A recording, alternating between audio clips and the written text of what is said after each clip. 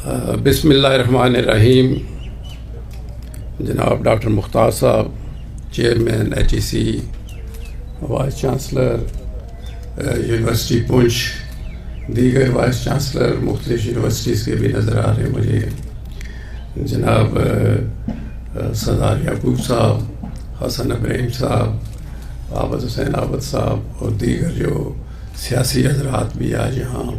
بیٹھے ہیں، میں ان کا بھی شکر گزار ہوں.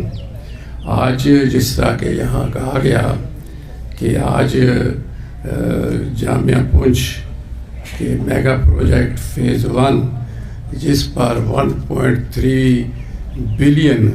اخراجات آئے ہیں اس کا افتتاح ہو رہا ہے، اور اسی طرح میگا پروجیکٹ فیز 2 جس پر 1.4 بلین خرچہ